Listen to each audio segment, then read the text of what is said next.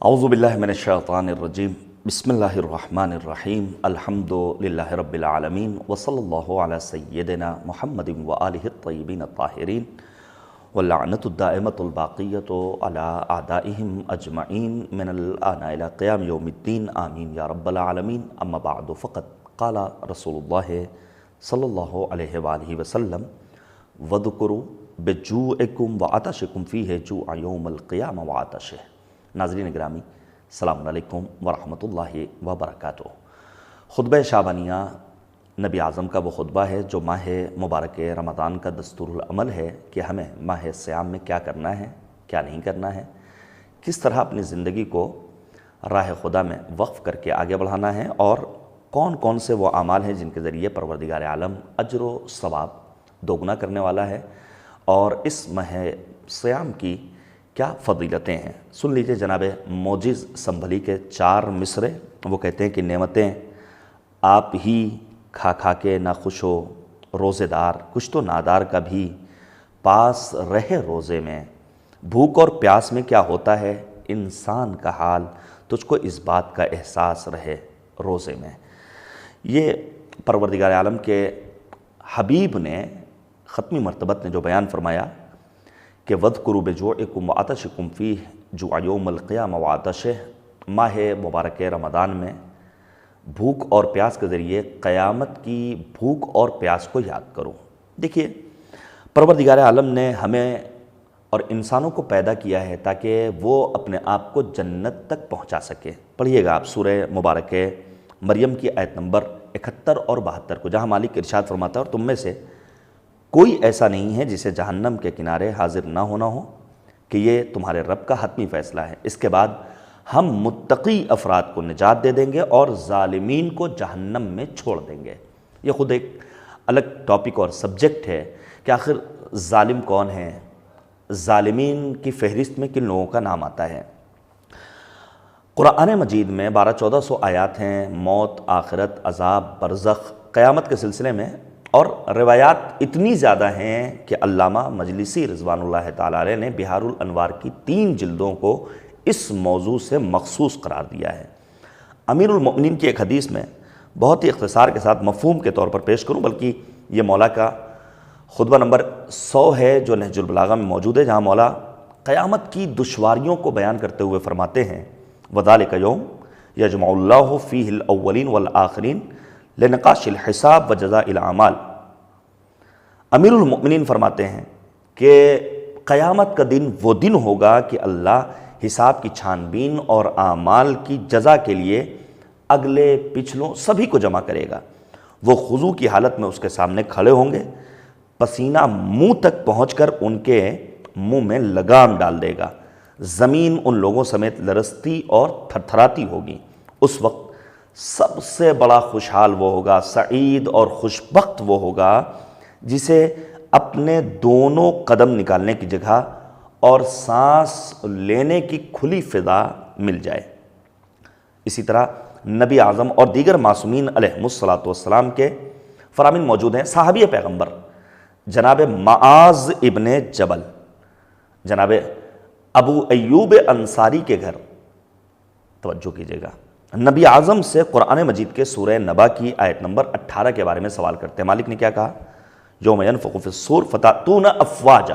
اس آیت کریمہ کے بارے میں جب جناب معاذ ابن جبل نے ابو ایوب انصاری کے گھر میں سوال کیا ہے کہ جس دن سور پھونکا جائے گا اور تم سب فوج در فوج آؤ گے، تو نبی اعظم فرماتے ہیں اے معاذ، ایک بڑا مسئلہ تم نے دریافت کیا ہے۔ اس کے بعد آپ نے اپنی آنکھوں کو بند کیا نبی خاتم نے، اور فرمایا میری امت کے 10 گروہ جدا جدا محشور ہوں گے اور خداوند عالم انہیں مسلمانوں کے درمیان سے مشخص فرمائے گا۔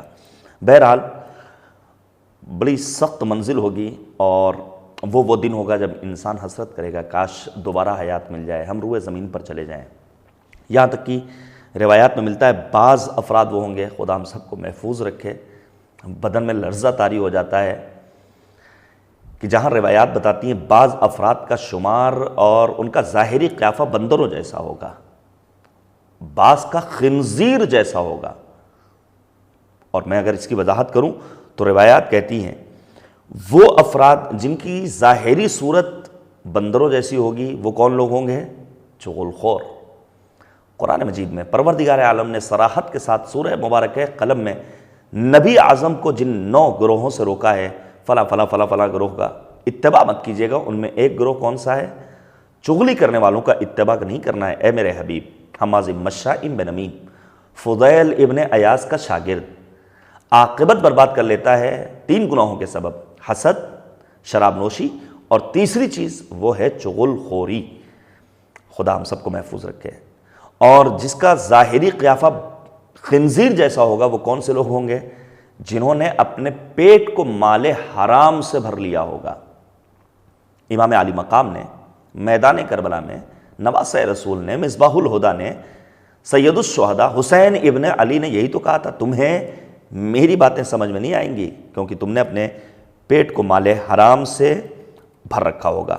بہار الانوار کی جلد نمبر 7 صفحہ نمبر 89 پر اس سلسلے میں مفصل روایت ہے کہ لوگوں کے جسم سے کیسی گندگی نکل رہی ہوگی، ان کی خوراک کیا ہوگی، ان کا جسم کیسے ہوگا۔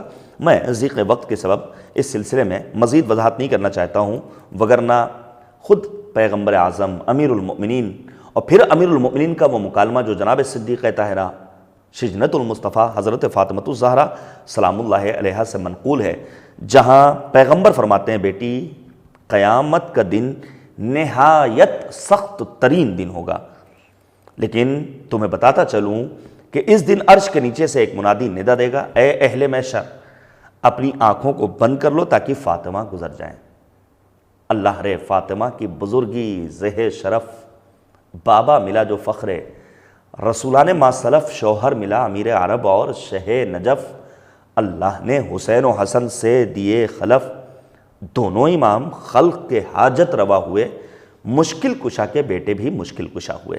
تو ماہ مبارک رمضان میں بھوک اور پیاس کیوں؟ تاکہ قیامت کی بھوک اور پیاس کو انسان محسوس کر سکے، اور سماج میں پائے جانے والے فقراء، نادار طبقے میں موجود افراد کی بھوک اور پیاس کو وہ محسوس کر کے ان کی مدد کے لیے اپنے قدم آگے بڑھائے۔ چھٹا فراز جس کی جانب آج اشارہ کرنا ہے، جو آج ہمارا دوسرا فراز ہوگا، وہ ہے نبی اعظم کا وہ فقرہ جہاں پیغمبر نے فقیروں کو یاد رکھنے کا خطبہ شعبانیہ میں حکم دیا ہے۔ نبی فرماتے ہیں وَتَصَدَّقُوا عَلَىٰ فُقَرَائِكُمْ وَمَسَاكِينِكُمْ، اپنے فقراء کو، اپنے مساکین کو صدقہ اور خیرات کے ذریعے یاد کرو، صدقہ دو، بہت اہم فضیلت ہے۔ فقراء اور مساکین میں جو فرق ہے میں موٹے موٹے طور پر اگر بیان کروں، فقیر وہ ہوتا ہے جو دوسروں کے سامنے دست سوال کو دراز کر دیتا ہے، اور البتہ یہ تعریف حقیقی تعریف نہیں ہے، لیکن صرف اور صرف میں ایصال مطلب کے لیے بات بیان کر رہا ہوں۔ مسکین وہ ہوتا ہے جو تنگ دستی کے اس عالم میں مبتلا ہو کہ کسی سے اپنا درد بھی بیان نہ کر سکے، کھانے کے لیے اس کے پاس کچھ بھی موجود نہ ہو۔ اب آپ اگر صدقے کے فضائل دیکھیں تو بے شمار، یہاں تک کہ آتی ہوئی موت ٹل جاتی ہے جب انسان صدقہ دیتا ہے۔ البتہ صدقے کے اپنے آداب ہیں، مثلا سب سے پہلی چیز نیت تمہاری خالص ہونی چاہیے۔ اگر راہ خدا میں خرچ کر رہے ہو، چھپا کر تمہیں صدقہ دینا ہے، سورہ بقرہ کی آیت نمبر 271 کو پڑھیے گا۔ کسی منت اور سماجت کے بغیر دینا ہے، لا تبطلوا صدقاتکم بالمن والاذی، سورہ بقرہ کی آیت نمبر 264 کو پڑھیے گا۔ اپنے گھر کی فالتو چیز راہ خدا میں قربان نہیں کرنی ہے، بلکہ اپنی پسندیدہ چیز کو راہ خدا میں قربان کرنا ہے۔ لن تنالوا البر حتى تنفقوا مما تحبون، سورہ آل عمران کی آیت نمبر 92۔ اور یہاں پر علامہ جوادی علی اللہ مقامہ نے لکھا ہے کہ آیت مبارکہ کا کھلا ہوا اعلان ہے کہ دین خدا قربانیوں کا دین ہے، اور پسندیدہ اشیاء کی قربانی کے بغیر کوئی نیکی حاصل نہیں ہو سکتی ہے۔ بعض روایات میں وارد ہوا ہے کہ درہم و دینار کی ایجاد کے بعد شیطان نے عظیم الشان جشن منایا کہ آج میری محنت کم ہو گئی اور اب لوگ خود بخود گمراہ ہوتے رہیں گے۔ راہ خدا میں مال خرچ نہ کرنا دلیل ہے کہ انسان بندہ خدا نہیں ہے بلکہ بندہ مال ہے۔ اس کے لیے مال کو سامنے رکھ کر سجدہ کرنے کی ضرورت نہیں پڑتی ہے، بلکہ انسان اپنے مال کی ہوس اور حرص میں اس حد تک غرق ہو جاتا ہے کہ یاد خدا سے غافل ہو جاتا ہے۔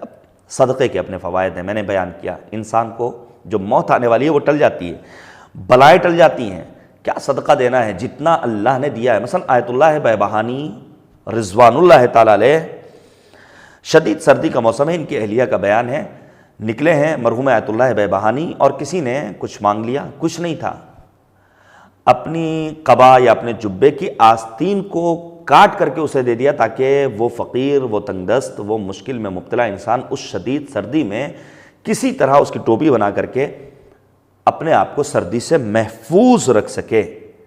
یہ ہے راہ خدا میں خرچ کرنے کا جذبہ.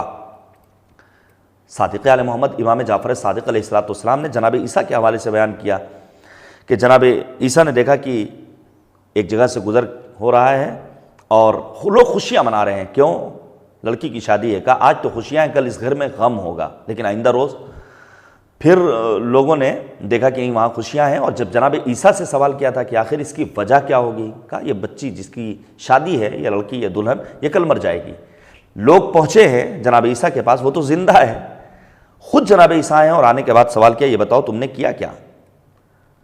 وہ کہتی ہے کہ ہر ہفتے میرے ہاں ایک سائل آتا تھا جسے میں ایک ہفتے کی غذا دے دیا کرتی تھی. کل بھی آیا، آواز دے رہا تھا، مسلسل کوئی نہیں سن رہا تھا، لیکن میں نے خاموشی سے اس کی مدد کر دی.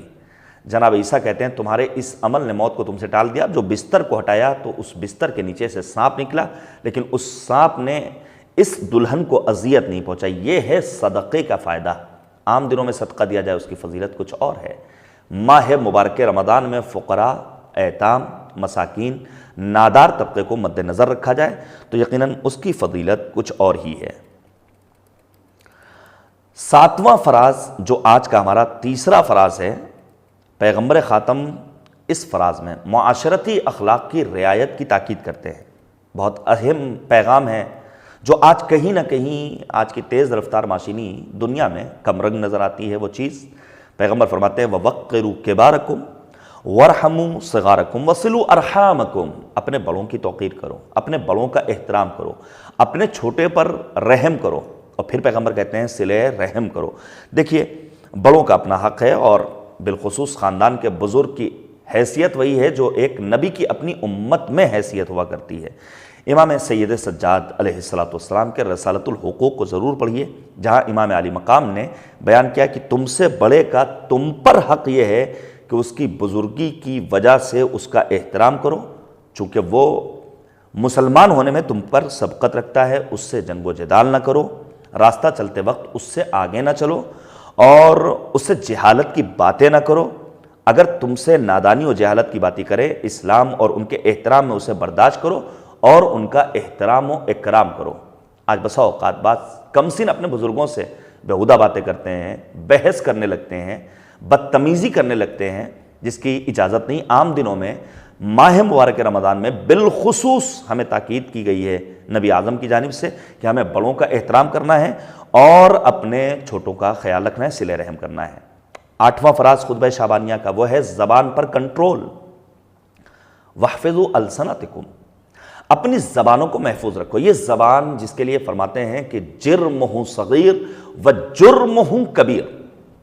بظاہر بہت چھوٹا سا جرثومہ ہے، لیکن اس کے جرائم بہت بڑے ہیں. غیبت اسی سے، تہمت اسی سے، اور پھر گالی بکنا اسی زبان سے. غیبت کے ذریعے انسان اپنے روزے کو باطل کر دیتا ہے.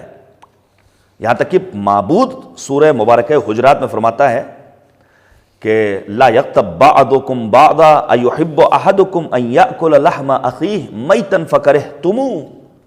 خبردار غیبت مت کرنا. غیبت کرنے والا اپنے مردے بھائی کا گوشت کھا رہا ہے. خدا محفوظ رکھے. استاد الاساتذہ نجم الواعظین جناب مولانا ابن علی واعظ شائق میرٹھی علی اللہ مقامہ کہا کرتے تھے کہ غیبت، اور وہ بھی عین روزے میں، روزہ داری بھی، مردہ خوری بھی، ٹوکنے پر غضب کا غیظ و غضب یعنی چوری بھی، سینہ زوری بھی. بہرحال غیبت سے ہمیں اپنے آپ کو محفوظ رکھنا ہے، تہمت سے اپنے آپ کو دور رکھنا ہے، جھوٹ سے اپنے آپ کو دور رکھنا ہے، جھوٹی قسم سے اپنے آپ کو دور رکھنا ہے. اسی طرح مجادلہ اور آپس میں لڑائی جھگڑے سے اپنی زبان کو محفوظ رکھنا ہے، جھوٹی گواہی سے اپنی زبان کو محفوظ رکھنا ہے، مؤمنوں پر لعنت کرنے سے اپنی زبان کو محفوظ رکھنا ہے. ایک اور فراز بیان کرنا چاہوں گا، بلکہ دو فراز آج کی گفتگو میں، چونکہ میں چاہتا ہوں کم وقت میں باتیں آپ تک پہنچ جائیں. وہ ہے آنکھوں پر کنٹرول کرنا. حجاب کا مسئلہ چل رہا ہے. کرناٹک ہائی کورٹ نے ایک پیغام دیا اور عجیب و غریب دلیل انہوں نے پیش کی. ہم اپنے ملک کی عدلیہ، اپنے ملک کے آئین کا احترام کرتے ہیں، لیکن میں گزارش کروں گا اپنی مسلم بہنوں سے، میں گزارش کروں گا تمام امت مسلمہ سے، حجاب کا پاس و لحاظ آپ خود کیجئے. ایک پرچم توحید کے نیچے آنے والی مسکان نامی لڑکی نے نعرے تکبیر بلند کیا، مکمل حجاب کے ہمراہ اپنا موقف واضح کیا. پیغمبر خاتم ماہ مبارک رمضان کے سلسلے میں تاکید کرتے ہیں کہ اپنی آنکھوں پر کنٹرول رکھو. وَغُضُّوا عَمَّا لَا يَحِلُّ النَّظَرُ إِلَيْهِ أَبْصَارُكُمْ.